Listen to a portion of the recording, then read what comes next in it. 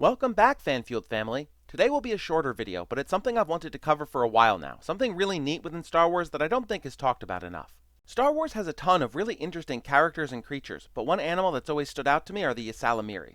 YSALAMIRI, singular YSALAMIR, are lizards. They're native to the jungle planet of Merkur, and they're about 50 centimeters, just over a foot and a half, from the tip of the nose to the base of the tail. They dig their feet into the albio trees from which they derive nutrients. So they're lizards. So what?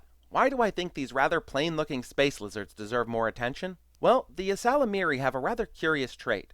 Their natural predators, Vornskers, evolved a low-level force sensitivity to hunt, and, as evolution is at its core an arms race, the YSALAMIRI developed a counter to that. They create a bubble around themselves that suppresses the force. This bubble extends to around 10 meters, just under 33 feet, but in great numbers, a crowd of YSALAMIRI can extend their bubble to multiple kilometers. A lot of people seem to think that the field is just an anti-force bubble that entirely shuts down the force inside.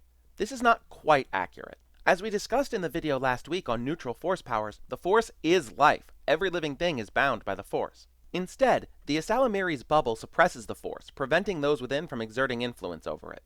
Okay, so what's the difference? Well, let me put it in Dungeons & Dragons terms.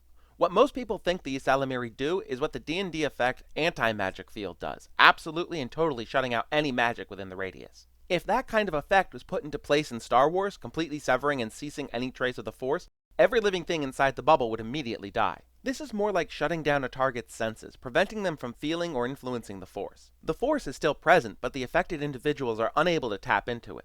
It's a little like what Darth Trey's ultimate plan was. She hated the Force, hated that it had a will of its own, despised that it was willing to kill billions to achieve its own interpretation of balance. She knew that if she destroyed the Force itself, all life would end. Instead, she wanted to deafen the galaxy to the Force, preventing anyone from hearing its call. And that's what the YSALAMIRI do on a much smaller scale. They sort of mute the Force's voice to those who can hear it. As you can imagine, this Force suppression ability made the YSALAMIRI incredibly desirable to those who had to deal with Jedi, or even Sith. Grand Admiral Thrawn, in his original Legends appearance in the novels by Timothy Zahn, was often seen with a YSALAMIR perched on his shoulder or curled up in his lap, often with a specially designed harness called a nutrient frame that allowed the creature to feed quietly and still be portable. The Jedi Order named what is probably my favorite lightsaber form after the YSALAMIRI. Form 2 Makashi is sometimes called the Way of the YSALAMIRI.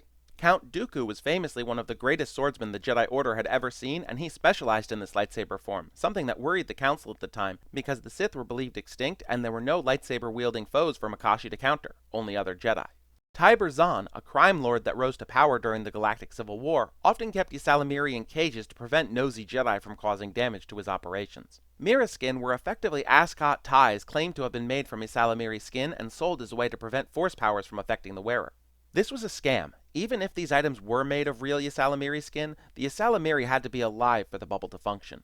Of course, the biggest strength of having a YSALAMIR was the force suppression bubble it provided for the people near it. They could completely prevent any hostile powers from affecting those within the bubble, greatly leveling the playing field between Force users and non-Force users. As Kreia said, "Yes, and what are they without the Force? Take the greatest Jedi Knight, strip away the Force, and what remains?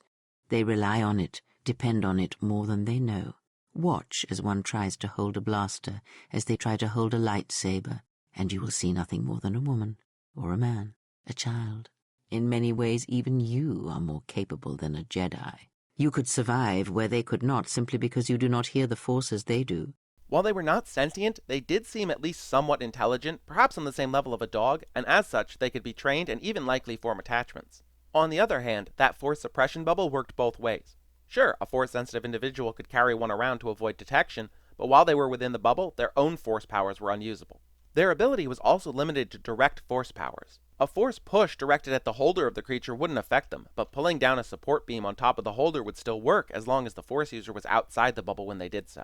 They were also on the heavier side and usually required a nutrient frame for any kind of prolonged presence in the field. Finally, they were difficult to remove from the albio trees without killing them, so they were difficult to safely acquire. Jaina Solo, daughter of Han and Leia, famously said that she hated YSALAMIRI. With her incredible strength in the Force, the presence of a YSALAMIR was like having a piece of who she was taken away. The YSALAMIRI were created by Timothy Zahn in the 1991 novel Heir to the Empire, which was a direct continuation of the original trilogy. Since then, the YSALAMIRI have had a handful of appearances in Legends, books, comics, and even an appearance in the game Jedi Outcast as a temporary power-up in multiplayer. They did not make their way to canon until 2017 in the episode of Star Wars Rebels called Through Imperial Eyes, where sculptures of the creatures adorn Grand Admiral Thrawn's wall. To date, they have not been seen in canon outside of sculptures, so their presence in Disney's canon is questionable.